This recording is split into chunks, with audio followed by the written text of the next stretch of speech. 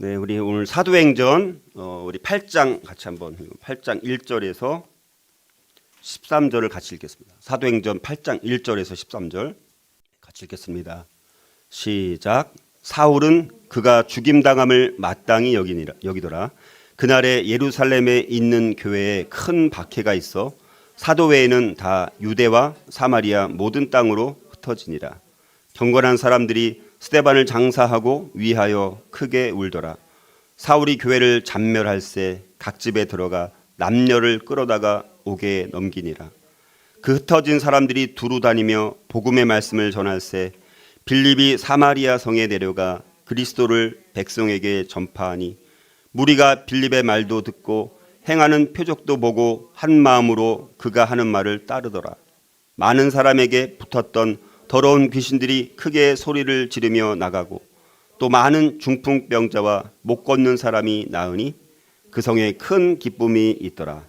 그 성에 시몬이라 하는 사람이 전부터 있어 마술을 행하여 사마리아 백성을 놀라게 하며 자칭 큰 자라 하니 낮은 사람부터 높은 사람까지 다 따르며 이르되 이 사람은 크다 일컫는 하나님의 능력이라 하더라. 오랫동안 그 마술에 놀랐으므로 그들이 따르더니 빌립이 하나님 나라와 및 예수 그리스도의 이름에 관하여 전도함을 그들이 믿고 남녀가 다 침례를 받으니 시몬도 믿고 침례를 받은 후에 전심으로 빌립을 따라다니며 그 나타나는 표적과 큰 능력을 보고 놀라니라. 아멘. 자, 이제 우리 큰 네 번째 분은 이제 시 공간 순서로 보는 우리 초대교회 이야기 네 번째 신약의 두 번째 시대 교회 시대 특별히 성령 시대의 네 번째 교회의 확장. 이제는 AD 33년부터 46년경까지를 다루면서 교회가 어떻게 확장해 나갔는가를 우리가 살펴보게 되어지는데요. 우리가 이제 교회가 처음 이제 탄생했던 걸로부터 우리가 살펴보고 있습니다. 그리고 교회가 이제 또 성장했던 사도행전 2장에서 또 그다음에 이제 4장 7장에서 교회가 또 핍박을 받았던 근데 아주 큰 박해까지는 아니었습니다. 일부 이제 주로 사도들을 중심으로 또 스데반 집사가 이제 우리가 순교 당하는 것까지 살펴봤었고요. 이제는 이 사도행전 8장부터 12장까지는 교회가 이제는 유대 땅 안에서만 머물던 복음이 이제는 온 유대와 사마리아까지 복음이 전파되고 하나님 나라가 확장되는 자, 이런 사건들이 이루어짐으로 인해서 사도행전 1장 8절의 그 말씀이 사도행전에서 어떻게 그 말씀대로 이루어지는가. 그래서 예루살렘으로부터 시작된 복음의 말씀이 이제 사마리아, 온 유대 그리고 땅끝까지 어떻게 우리가 확장해 나가는가를 우리가 살펴보게 되는 것입니다. 자, 그리고 이제 우리가 좀 더 좁혀서 사도행전 이제 8장, 사도행전 8장의 내용은 이제 이 사울이 그 사울에 의해서 교회가 또 핍박받으면서 스데반 집사는 이미 순교를 당하고 또 큰 박해가 일어나면서 오히려 이제 사도들 외에는 다 흩어지게 됩니다. 그러면서 이제 이 빌립 집사를 중심으로 이제 사마리아 성에 가서 복음을 이제 증거하면서 거기서 믿는 역사가 또 일어나게 되어지고, 그러니까 또 사마리아 성에서 믿는 사람들이 일어나니까 이제 예루살렘 교회가 베드로와 사도 요한을 파송해서 그거를 이제 한번 이제 어떤 일이 일어나는지를 이제 보고하라 이렇게 해서 거기서 이제 또 큰 역사가 또 일어나죠. 그리고 또 다시 이제 에디오피아 내시를 이제 빌립 집사에게 하나님께서 전도하게 만들어서 전도되어지는 자 그런 내용이 이제 8장에 나오는 우리 내용인데 요거를 우리가 이제 나누어서 오늘 살펴보면서 이제 이 첫 번째 부분 빌립 집사를 통해서 또 핍박이 있어가지고 이제 흩어지면서 빌립 집사가 사마리아 성 가서 복음을 증거하는 그리고 엄청난 기적이 일어나고 엄청나게 사람들이 많이 믿는 역사가 일어나는 부분들을 이제 오늘 그 부분만 살펴보도록 하겠습니다. 그래서 이제 빌립 집사를 중심으로 이제 8장은 이제 이 사역이 이루어지게 됩니다. 그래서 이제 사마리아 성을 이제 처음으로 가서 복음 증거하고 그다음에 이제 베드로와 요한이 그 소식을 듣고 사마리아 성에 가서 다시 그걸 확인하고 또 베드로와 요한도 전도하고 그리고 이제 이 빌립 집사가 이제 에디오피아 내시 간다게를 만나서 이제 뭐 이사야 말씀을 풀어주고 이런 사건들이 이제 일어나게 되어지죠. 자, 그래서 오늘은 이제 다시 이제 하나씩 좁혀 들어가서 이제 핍박과 고난에 담긴 하나님의 섭리라는 주제를 가지고 우리가 세 가지를 살펴보고자 합니다. 이제 핍박과 고난이 일어나죠. 교회 초대교회가 핍박이 일어났을 때, 자 그런 고난이 일어났을 때 그 핍박과 고난 가운데 담겨져 있는 하나님의 섭리는 과연 뭘까?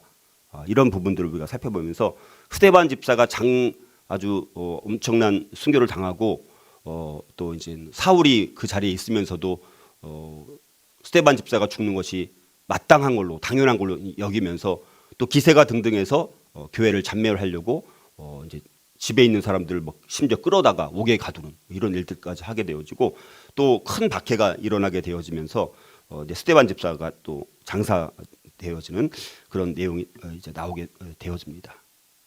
자, 그래서 여러분들 이게 교회가 그동안까지는 우리가 물론 스데반 집사가 순교하기 전까지 나름대로 교회가 아주 잘 성장했죠, 그렇죠? 뭐 한꺼번에 몇천 명이 믿는 역사가 일어나고 뭐 기적이 일어나고 또 병자가 낫고 이런 엄청난 놀라운 성장의 역사가 있었지만 반드시 그런 성장에 따라서는 반드시 어려움이 또 오게 됩니다. 반발하는 사람도 있죠.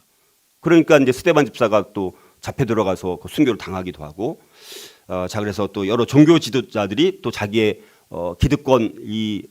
이 기득권을 또 잃을지도 모른다라는 그런 두려움도 있게 되어지고 또 사도들도 뭐 투옥되기도 했고, 그리고 이제 오늘 사도행전 8장 그 1절에 이제 그날에 예루살렘에 있는 교회에 큰 박해가 있었다 이렇게 말씀하면서 대대적인 박해, 이제는 뭐 한두 사람이 갇히는 것이 아니라 교회 전체를 향한 대대적인 박해가 일어나게 되면서 이제 청년 바울이 교회를 없애려고 막 날뛰면서 그러면서 이제 성도들이 더 이상 예루살렘 안에서만 머물 수 없다 보니까 다 흩어지게 되어지는 이런 일들이 일어나게 되면서 초대교회의 모든 성도들, 교회 전체, 예루살렘 교회 전체를 향한 대대적인 핍박, 고난이 찾아오게 되면서, 그러면 이런 고난의 의미가 뭔가, 이런 핍박이 찾아오게 된 원인이 뭐고 하나님 섭리는 뭔가, 이 부분들을 우리가 이제 살펴보고자 합니다. 자, 그래서 초대교회 이야기, 그래서 오늘은 두 가지를 살펴보는 것입니다. 초대교회 이야기 23번과 24번을 우리가 살펴보는데요. 먼저 초대교회 이야기 23을 통해서 우리가 한 가지 내용을 집중적으로 우리 살펴보고자 합니다. 이제 박해로 인해서 이제 성도들이 흩어지게 되어집니다. 교회의 핍박으로 인해서, 사울의 핍박으로 인해서 이제 첫 번째 흩어지는 역사가 일어나게 되어집니다. 자, 그래서 우리가 그리스도인들이 겪는 이런 핍박과 고난을 우리는 어떻게 받아들여야 할까라는 주제를 가지고 우리가 세 가지를 함께 묵상하고자 하는데요. 첫 번째는요, 하나님의 섭리를 실현하는 무대로 받아들여야 합니다. 자, 핍박과 고난은 하나님의 섭리를 실현하는 무대가 될 수 있다는 것입니다. 그냥 핍박받고 고난당하고 우리를 고통 가운데 몰아넣고 그래 너네 고통당해 이런 것이 아니라 그 고난과 핍박과 고통 가운데는 하나님의 섭리가 있다는 것입니다. 지금 여러분들 사도행전의 열쇠가 되는 말씀이 사도행전 1장 8절이라고 말씀드렸잖아요. 그렇죠? 사도행전 1장 8절이 어떻게 전개되고 이루어지는가가 사도행전이 펼쳐지는 내용의 중심에 있다라고 말씀드렸습니다. 근데 지금 주님의 백성들은 그러면 땅끝까지 이르러 지금 복음을 증거해야 되는 상황인데, 지금 이제 교회가 탄생하고 한 2, 3년 정도 지난 상황입니다. 근데 여전히 지금 대부분의 신자들은 다 어디에 머물러 있는 상태죠? 다 예루살렘에만 지금 머물러 있는 상황입니다. 그러니까 이거는 하나님 뜻이 아닌 거잖아요. 그렇죠? 그러니까 교회가 탄생해서 결국 이 복음이 이제 땅끝까지 이르러 증인이 되는 이런 걸로 확장돼야 되는데, 교회가 더 이상 확장되는 것이 아니라 그 안에서는 많은 사람들이 믿고 기적이 일어나고 뭐 엄청난 놀라운 역사가 일어나고 이렇게 이제 하지만 이들이 여전히 어디 안에만 머물러 있느냐? 예루살렘 안에서만 머물고 있다라는 사실. 자, 이것이 이제 문제라는 것이죠. 자, 그래서 자, 사도들에 의해서 이제 예루살렘에서 이제 사역이 성공을 거둔 것이죠. 그런데 그 성공에 대해서 이제 반발이 일어나죠. 반대가 일어나죠. 저항이 일어나죠. 그 저항으로 스데반 집사가 순교를 당하게 된 것입니다.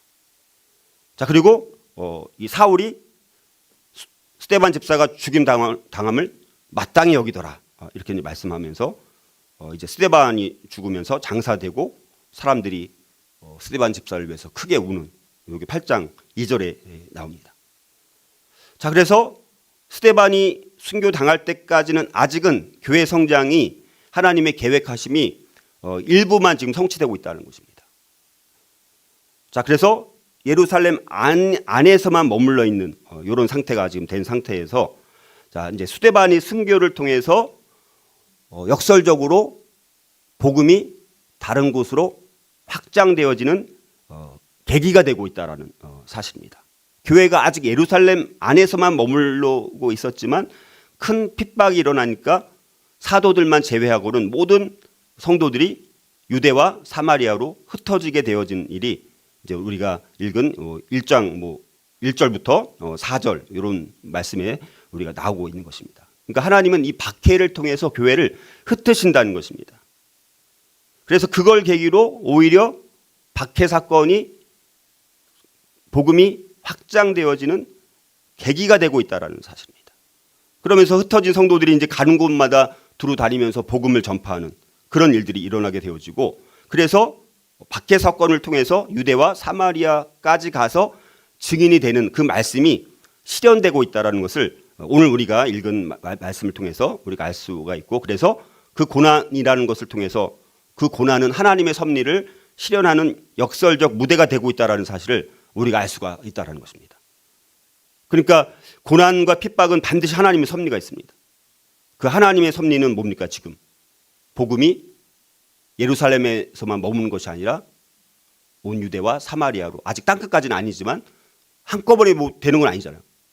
그래도 유대와 사마리아까지는 복음이 확장되는 역사가 일어나는 하나님의 섭리를 실현하는 무대가 이 고난이 되고 있다는 사실을 우리가 알 수 있다는 것입니다. 자, 그래서 그 흩어진 4절에 보면 그 흩어진 사람들이 두루 다니며 복음의 말씀을 전할 때 이렇게 말씀합니다.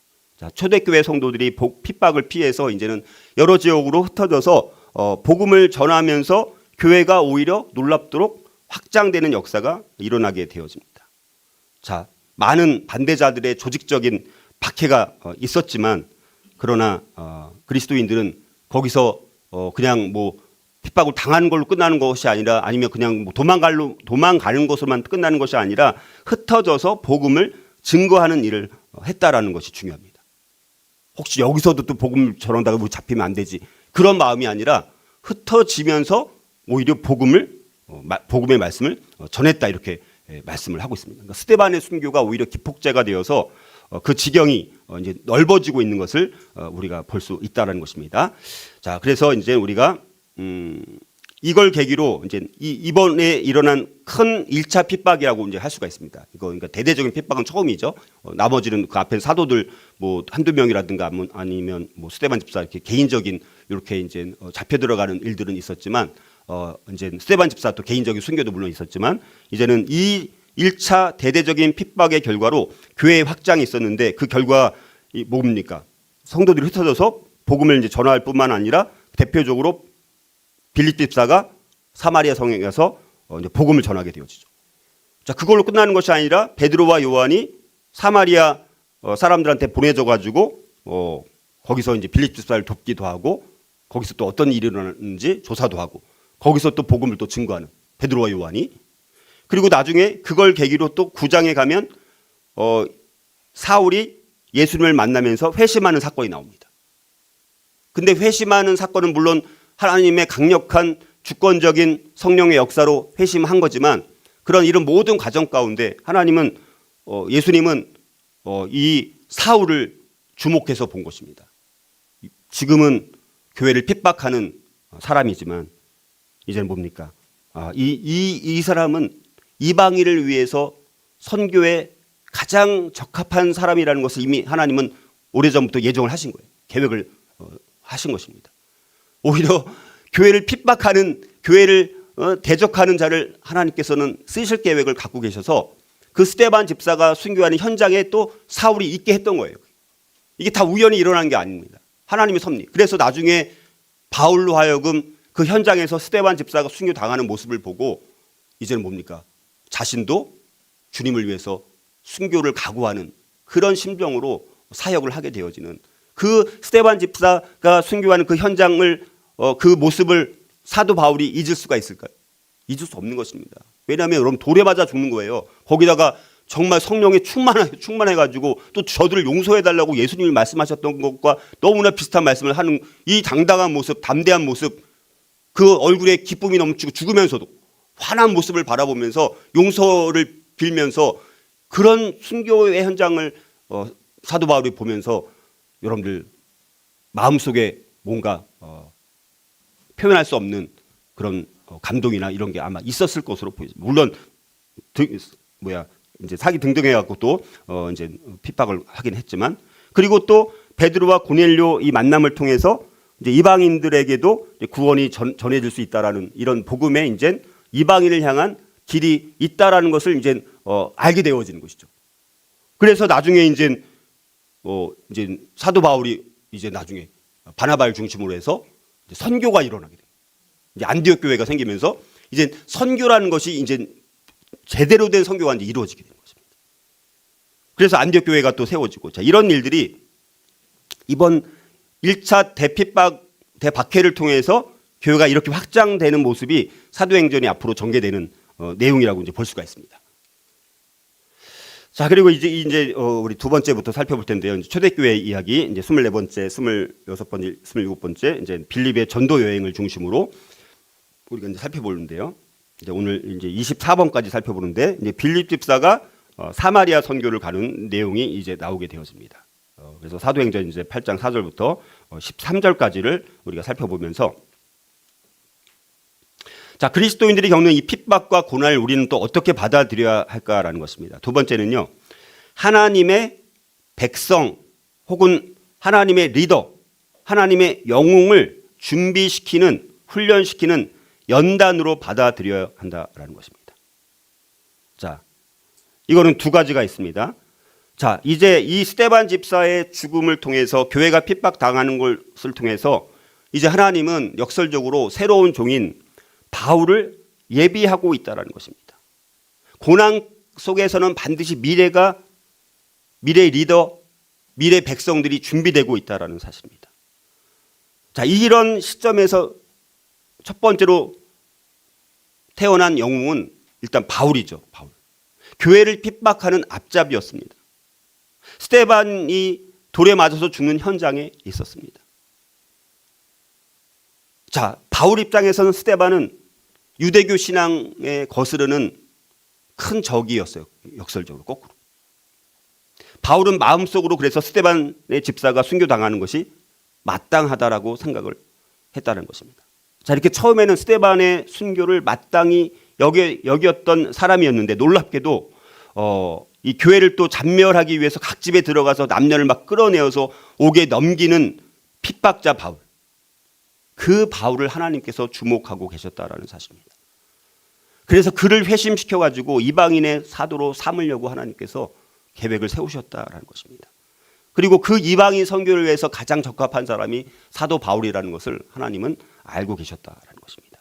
자, 이렇게 하나님은 이 핍박 가운데서도 오히려 대적자를 거꾸로 하나님의 일꾼으로 사용하시고자 주목하면서 그를 변화시키기 위한 준비 과정을 거치고 있고, 또 교회들이 또 흩어지면서도 복음을 열심히 증거하는 모습들이라든가 스데반 집사가 순교당하는 모습을 보거나 이런 모든 것들이 사도 바울에게는 뭔가 적지 않은 큰 영향을 끼쳤을 것이라고 봅니다. 쟤네들 핍박을 했더니 막 흩어져가지고 또 막 복음 증거하고 막 돌아다니고 막 난리도 아니네, 자기 목숨 걸고, 이런 모습 여러 가지가 마음에 이제 영향을 받았겠죠. 그래서 바울은 뭐라고 고백하냐면요, 디모데전서 1장 13절 14절에 보면 내가 전에는 비방자요 박해자요 폭행자였으나, 지금 교회를 잔멸하면서 이렇게 막 핍박하는 게 그 모습 아닙니까? 그래서 내가 전에는 비방자요 박해자요 폭행자였으나 도리어 긍휼을 입은 것은 내가 믿지 아니할 때 알지 못하고 행하였습니다. 그러니까 자기 알지 못했으니까 그렇게 할 수밖에 없었던 거죠. 우리 주의 은혜가 그리스도 예수 안에 있는 믿음과 사랑과 함께 넘치도록 풍성하였도다, 이렇게 이제 고백하고 있다라는 사실입니다. 그러니까 이런 핍박 고난이 그리고 그 고난을 주도했던 핍박을 주도했던 사람을 하나님은 하나님의 일꾼으로 리더로 영웅으로 준비시키고 있다는 역설적 원리. 그러니까 우리는 그 어떤 사람이 어떻게 하나님 앞에 쓰임 받을지 모릅니다. 뭐 별로 신통치 않은 사람이고 와, 저 사람 왜 이렇게 교회 믿는 사람들 이렇게 힘들게 만들고 어렵게 만들지? 그런데 그런 사람이 주님을 만나서 은혜로 만나서 변화되어지면요, 더 큰 일을 할 수도 있다는 사실을 우리가 알고, 그래서 우리가 전혀 그렇지 않아 보이는 사람을 위해서도 우리 강력하게 기도할 필요가 있다. 내 자녀 보니까 아유 신통치 않네, 그냥 포기하지, 이런 게 아니라 지금 연약하고 여러 가지 부족한 아이지만 그럼 하나님 이 아이를 들어서 사용해 주십시오. 우리가 그렇게 기도할 수 있는 거예요. 왜 또 이 아이는 이렇게 고난이 있지? 아니면 내와 우리 가정은 왜 이렇게 고난이 있지? 그런 게 아니라 그 고난을 통해서 나와 우리 가정과 우리 자녀를, 우리 교회 성도 한 분 한 분을 귀한 하나님의 백성으로, 리더로, 영웅으로 만들기 위한 그 고난의 여정에 있다라는 사실을 그런 관점으로 볼 수만 있다면 우리가 오히려 영웅이 지금 만들어지는 과정이구나, 이렇게 보면 보는 눈이 달라지는 것입니다. 아우 신통치 않대, 그냥 뭐 신통치 않네 하고 포기하는 것이 아니라 우리가 그런 관점을 가져야 된다는 거예요. 사도 바울이 준비되고 있었다는 사실입니다. 자, 그것뿐만 아니라 이 고난의 무대는 바울이라는 한 사람만 영웅으로 준비시키는 시간이 아니라 초대교회 모든 성도들, 여기 뭐라고 말씀합니까? 4절에. 그렇죠? 1절에 다시 보면, 자, 거기 보면 그날에 예루살렘에 있는 교회가 큰 박해가 있어 사도 외에는 다 유대와 사마리아 모든 땅으로 다 흩어졌어요. 근데 4절에 그 흩어진 사람들이 두루 다니며 복음의 말씀을 전했다라는 것입니다. 핍박이 있어서 다 흩어졌는데 그 흩어진 그 모든 성도들이 이제는 함께 영웅적인 증인으로 준비되고 있다라는 사실을 여기서 분명히 보여주고 있다라는 것입니다. 박해를 피해서 흩어졌던 이 모든 성도들이 모두 복음의 증인으로 다시 태어나서 흩어져서 복음을 증거하고 있다라는 사실을 분명히 보여주고 있습니다. 근데 여기 여러분들 흩어졌다라는 게 뭡니까? 흩어진 것은 우리가 막 뿔뿔이 뭐 여러 곳으로 뭐 이동한 것도 있지만, 흩어졌다라는 말 자체가 무슨 말이냐면 원래는 씨를 뿌린다라는 말이에요. 씨를 뿌린다. 그러니까 흩어진 사람들이라는 것은 물론 그 흩어졌다라는 의미도 있지만 씨를 뿌린다는 말이에요. 흩어져서 이들의 한 게 뭡니까? 복음의 씨를 뿌린 거예요. 복음의 씨를. 흩어져서 복음의, 여기 지금 오른쪽 그림이 지금 씨를 막 뿌리는 장면 그림 아닙니까? 박해를 통해서 복음의 확산을 돕는 이제 말씀의 복음의 씨앗을 뿌리는 역할을 이들이 했다라는 것입니다. 그러니까 이렇게 고난이라는 것은 연단을 통해서 하나님의 백성들을 이제 전도자로 만드는 과정이고 증인으로 훈련시키기 위한 연단의 과정이라는 것을 알 수가 있습니다. 쇠붙이는 불 속에 들어가서 연단되지 않고는 농부의 도구가 될 수 없다라는 사실인 것처럼, 사도 베드로도 그리스도의 고난을 너희를 연단하는 불시험이라고 말씀을 하면서 고난이 아프고 힘들지만 그리고 기뻐하라고 말씀하신 이유는 고난을 통해서 우리는 하나님 나라의 영웅으로 대비하기 위한 준비의 시간이라는 것을 우리가 알 수 있다라는 것입니다. 자, 그다음에 세 번째로, 자, 그리스도인들이 겪는 핍박과 고난을 우리는 또 어떻게 받아들여야 할까? 세 번째는요, 하나님의 부흥을 경험하게 만드는 도구로 받아들여야 돼요. 자, 고난은요, 핍박은요, 하나님의 부흥을 경험하게 만드는 도구가 될 수 있다라는 것입니다. 살펴봤던 것처럼 복음을 들고 이제 유대와 사마리아 땅으로 흩어진 백성들, 그들의 삶의 결과로 인해서 또 초대교회 복음 전도자의 영웅이었던 빌립 집사의 등장을 통해서 이제는 뭡니까? 복음이 확장되면서 사마리아에서 특별히 빌립 집사를 통해서 빌립 집사의 그 설교와 사역을 통해서 허다한 무리가 예수님을 믿는 부흥의 역사가 일어나고 있다는 거죠. 만약에 그런 핍박이 없었고 고난이 없었으면 예루살렘에만 계속 머물렀으면 사마리아에서는 아무 일도 안 일어났을 거예요. 근데 핍박을 통해서 이제 빌립 집사가 사마리아 성에 가서 복음을 증거하고 기적을 행하고 이렇게 하니까 사마리아 성에 있었던 많은 사람들이 예수를 믿는 놀라운 역사가 일어나서 부흥이 임했다라는 것을 우리가 알 수가 있습니다. 자, 그리고 빌립을 통해서 그래서 이제 엄청난 기적의 역사가 일어났습니다. 7절에 보니까 많은 사람에게 붙었던 더러운 귀신들이 크게 소리를 지르며 나가고 또 많은 중풍병자와 못 걷는 사람이 나았다라고 말씀을 하고 있습니다. 병을 고치는 엄청난 능력을 행하게 되어집니다. 하나님의 능력을 통해서. 흩어졌는데 오히려 고난, 핍박을 통해서 거기서 엄청난 기적의 역사가 일어나고 있다는 것입니다. 자, 그래서 더러운 귀신들도 막 쫓겨나가고 많은 중풍병자, 못 걷는 사람도 막 낫는 엄청난 치유의 역사가 평신도 집사, 빌립 집사를 통해서 일어나고 있고, 자, 이런 일들을 보니까 그 성에 뭐예요? 8절에 큰 기쁨이 있더라. 8절에 보니까 그 성에 큰 기쁨이 있더라. 그 성 가운데 어마어마한 많은 사람들이 믿을 뿐만 아니라 이제 그 큰 성에, 그 사마리아 성에 큰 기쁨이 있게 되어지는 엄청난 부흥의 역사가 일어나고 있다는 사실을 알 수가 있습니다. 자, 그래서 이제는 이게 이제 엄청난 일이 이제 일어나게 되면서 이제 원래는 사실은 유대인과 사마리아인은 상종을 해야 안 해요. 원래는 상종을 안 하는 사이입니다. 그렇죠? 근데 빌립이 가서 선포를 했는데 그 사마리아인들이 주께로 돌아오는 영적인 부흥이 있었다. 이게 더 특별한 것입니다. 그냥 유대인들이 믿는 게 아니라 사마리아 사람들, 넓게 보면 이들도 뭐 크게 보면 유대인 안 포함될 수도 있지만, 그러나 오히려 막 뭐 개만도 못한 사람들로 여겼던, 이방인들보다도 오히려 못한 사람들로 여기지 않았습니까? 유대인들이 사마리아 사람들을. 그래가지고 12절에 보면 빌립이 하나님 나라 및 예수 그리스도의 이름에 관하여 전도함을 그들이 듣고 남녀가 또 다 침례를 받았다. 큰 기쁨이 있고 많은 사람 믿고 침례까지 받는 엄청난 역사가 있게 되었다라는 것을 알 수가 있습니다.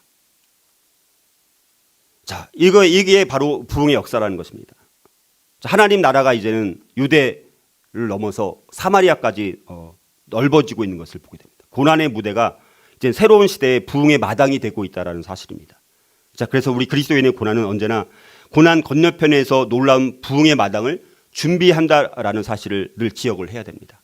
그래서 예루살렘 교회에 큰 핍박이 있었지만, 사울이 교회를 핍박을 했지만, 순교가 있었지만 오히려 그리스도인들이 흩어져서 복음을 증거하게 되어지고, 자, 예루살렘의 그런 박해와 비극과 슬픔이 사마리아 성에서는 큰 기쁨으로 완전히 역전이 되고 있다는 사실들을 알 수가 있습니다. 그래서 고난은 우리 인생의 새로운 시대를 열게 만들고 오히려 더 큰 인생의 부흥을 체험하게 만드는 그런 과정이라는 것을 우리가 알 수 있기 때문에, 우리가 고난에 대해서 두려워하는 것이 아니라 우리가 고난을 오히려 기쁨으로 맞이하면서 인생의 주인이신 하나님께서 나에게 왜 고난을 이렇게 허락하시는가, 그 고난을 통해서 하나님은 어떤 섭리가 계시고 어떤 계획하심이 있는지를 우리가 다시 한번 깊이 있게 돌아보고 하나님께 여쭙고 고난을 오히려 믿음으로 받아들일 수 있다면, 그 고난을 통해서 우리가 연단을 통해서 더 하나님 앞에 쓰임받기에 합당한 일꾼으로, 영웅으로, 우리가 하나님 나라의 영웅으로 준비되기 위한 과정이라는 사실들을 우리가 좀 믿을 수 있었으면 좋겠습니다.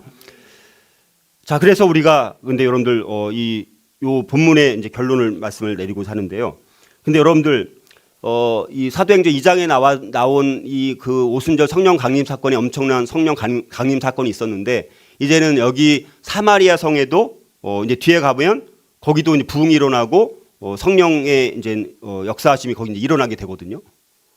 그러면 근데 여러분들 그 마가의 다락방에서 있었던 처음 예루살렘 초대교회의 그 부흥은 갑자기 그냥 우연히 일어난 게 아니라 오랫동안 제자들이 주님의 명령에 따라서 한 곳에 모여가지고 예루살렘을 떠나지 않고 마가의 다락방에 모여서 기도하고 한 마음 한 뜻을 향해서 한 성령에 따라서 계속해서 하나님을 바라보면서 오랫동안 기도하며 준비했던 성령 강림의 놀라운 부흥이었거든요.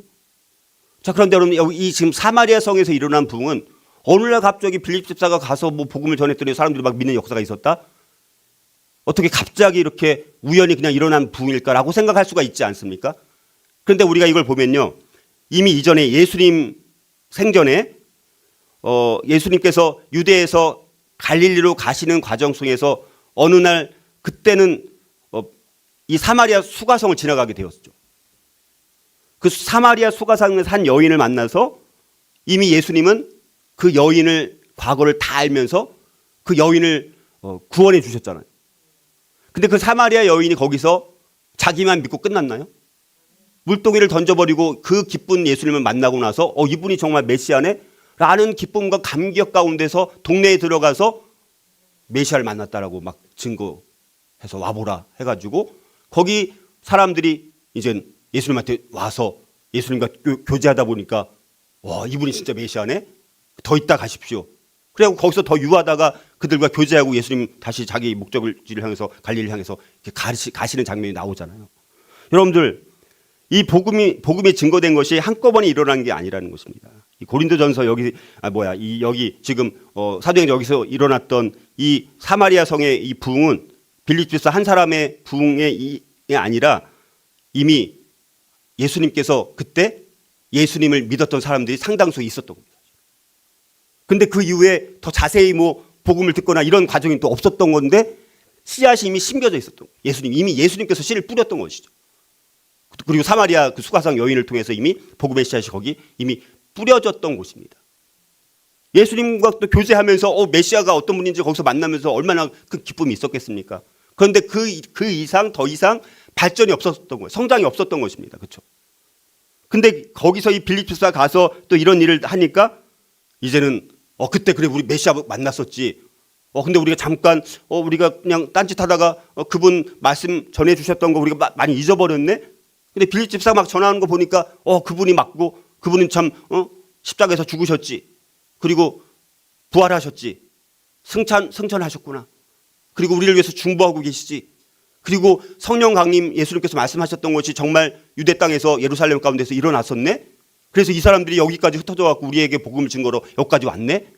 자, 이런 것들을 경험을 하니까 이제 놀라운 부흥이 있었다는 것입니다. 열매를 이제 맺을 수가 있었다는 것이죠.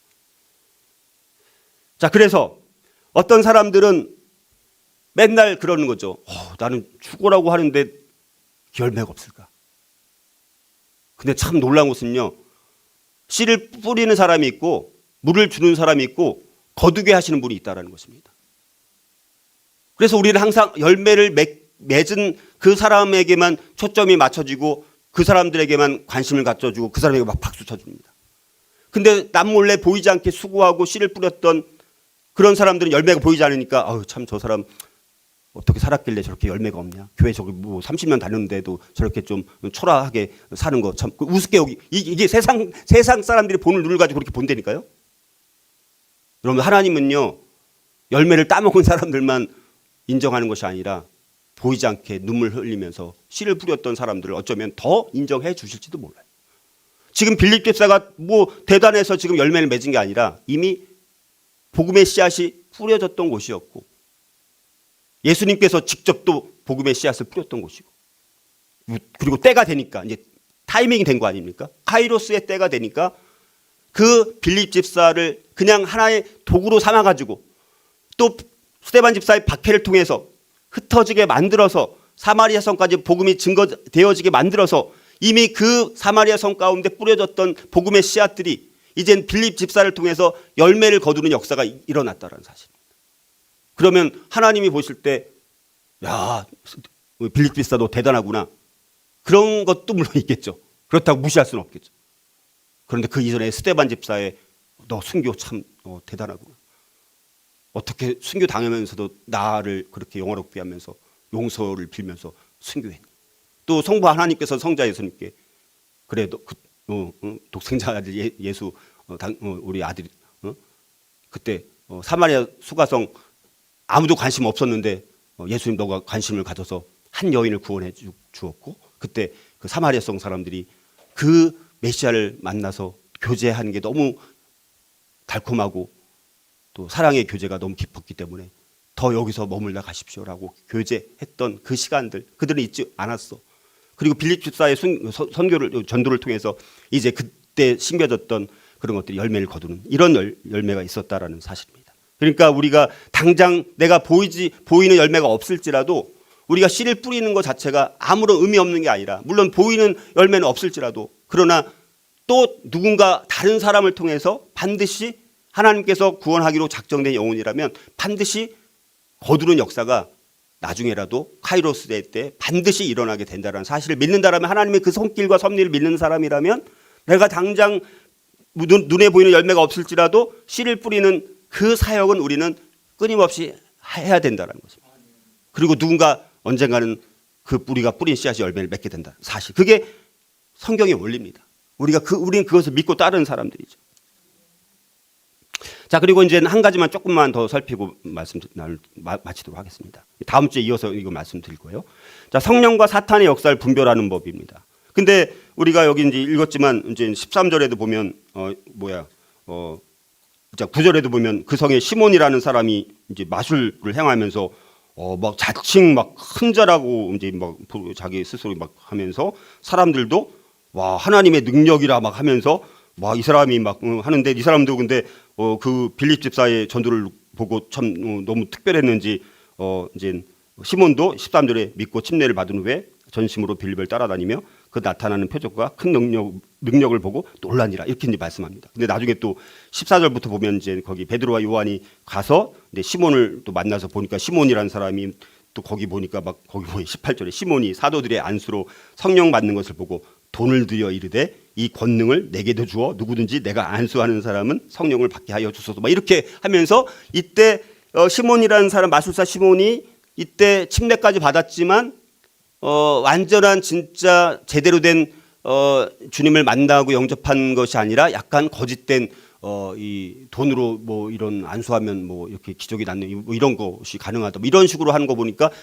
뭔가 왜곡된 믿음을 가지고 이제 믿었던 것이죠. 그것이 이제 그래서 우리가 그러면 성령과 사탄의 역사를 분별해야 되잖아요. 근데 오늘날은 참 어렵습니다. 저 사람이 엄청난 기적을 행합니다. 근데 저게 그러면 진짜 하나님의 역사인가 사탄의 역사인가 구별하기 쉬워요, 어려워요? 진짜 헷갈려, 진짜 너무 어렵다니까. 와, 진짜 어려워요. 아주 교묘하니까 사탄은 우리가 알 수 있게 속이지는 않을 거 아니에요. 우리가 모르도록 속일 거 아닙니까? 그러니까 알 수가 없는 거잖아요. 그래서 이제 오늘 한 가지만 언급하고 그냥 마치도록 하겠습니다. 첫 번째, 성령의 역사와 사탄의 역사 어떻게 분별하냐? 첫째는요, 하나님께 영광을 돌리는가의 여부로 분별해야 돼요. 여러분 우리가 살펴봤던 것처럼 스데반 집사, 빌립 집사는요, 복음을 증거했을 때, 이제 거기 어디 나오나요? 우리 그 성에 쭉 나오고 10절, 그다음에 11절, 12절. 자, 빌립이 하나님 나라와 및 예수 그리스도의 이름에 관하여 전도함을 그들이 믿고 남녀가 다 침례를 받으니 이렇게 하면서 그 빌립 집사가 말한 복음 때문에 믿는 역사가 나는 거거든요. 복음 때문에 일어난 거예요. 그리스도의 복음 때문에. 그러니까 빌립 집사는 굉장히 어떤 면에서 매력이 있었던 사람입니다. 다른 사람들이 보더라도. 근데 그게 뭐 기적을 행해서 막 높여서 그런 게 아니라 빌립 집사는 성령이 충만하고 지혜가 충만했던 7 집사 중에 한 사람이지 않습니까? 이미 그 기본 자질이 잘 되어 있었던 사람입니다. 성령 충만했던 사람이고 또 그리스도를 증거하는 메시지를 분명히 갖고 있었던 사람이고. 자, 그래서 어찌됐든 하나님께 영광을 돌리는 사람이었고 하나님께서 어디든 가라고 하면 그래서 우리가 뒤에 나오는 이제 에디오피아 내시 이걸 할 때도 하나님께 가라 해서 간 거예요. 언제든지 가라고 하면 갈 수 있는 준비가 되었던 사람입니다. 하나님이 시키는 대로 자기는 종이니까 언제든지 말씀하십시오. 저는 순종하겠습니다. 이런 태도로 살았던 사람이니까 이 간닥에 만나서 복음 전하러 가는 그것도 가라고 해서 거기까지 가게 돼서 만나는 거거든요. 자, 그런데 이 마술사 시몬을 보니까 어찌됐든 믿기는 믿었지만 그 전에도 어찌됐든 큰 마술을 행하면서 막 자칭 큰 자라고 하면서 자기에게 영광을 돌리고 나중에는 또 베드로와 요한이 하는 그 안수를 행하고 성령을 받는 모습을 보니까 자기도 이제 그게 너무 이제 멋져 보이는 거예요. 자기도 지금 이미 자칭 큰 자라고 여기면서 사람들한테 인정을 받았는데 베드로 이 사도 요한을 보니까 자기가 잽이 돼야 한대요. 와, 이건 자기가 행할 수 없는 거예요. 저 사람들은 내가 전혀 행할 수 없는 일을 행하네. 야, 저거 어떻게 나도 좀 할 수 했으면 좋겠는데 욕심이 나야 안 나요? 당연히 나겠지. 지금 베드로와 요한이 막 엄청난 기적을 행하니까 뭐 성령 받는 역사가 일어나니까. 그러니까 저거 나도 하고 싶다. 돈을 많이 벌었던 사람이니까 돈으로 한번 제가 저걸 한번 매수해서 한번 나도 저거 받아서 내가 한번 해봐야지. 그 목적이 뭡니까? 자칭 큰 자라고 자기를 또 말하는 거잖아요. 그러니까 영광을 누구한테 자기 돌리고 싶은 사람인 거예요. 마술사 시몬은. 자기에게 영광을 돌리고 싶은 목적으로 지금 이걸 따라다니고 막 그러는 거예요. 저 사람들 대단하네. 한번 따라다니면서. 그러니까 빌립 집사도 막 열심히 따라다녔다고 그러잖아요. 왜 따라다닌 거예요? 저거 뭔가 있는 것 같은데 저 사람? 내가 알지 못하는 뭔가 있네. 또 베드로 요한을 보니까 와, 이거는 뭐 내가 도저히 할 수 없는 일을 행하네. 자기랑 비교도 안 되는 사람들이다라고 생각하면서 그거를 자기도 하고 싶은 욕망으로 영광을 자기에게 돌리는 목적으로 이 일을 하고 있다는 사실을 우리가 분명히 알 수 있다는 것입니다. 그러니까 여러분들 그래서 그 사람을 잘 관찰 있게 보시면요. 어느 정도는 보입니다. 저 사람이 자기 영광을 위해 사는 거지. 진짜 하나님의 영광을 위해 사는지는 어느 정도 우리가 영적인 분별력을 진짜 믿는 제대로 된 사람들한테는요. 어느 정도 보입니다. 그래서 야 이거 진짜 약간 가짜다 거짓이다. 그래서 조사해 보면 그리고 그 사람이 한 말을 나중에 다 이렇게 추적해서 보세요. 믿지 못하면 그러면 몇 년 전에 막 언제 뭐 전쟁이 뭐 2024년에 일어난다라고 뭐 했던 예언을 막 엄청 했던 거죠. 예를 들어서.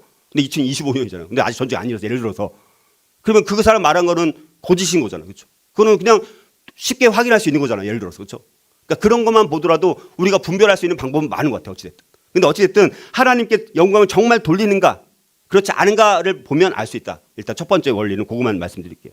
자, 그럼 기도했으면 좋겠습니다. 나머지는 다음 주에 제가 또 그 이후의 말씀을 통해 살펴보도록 하겠습니다.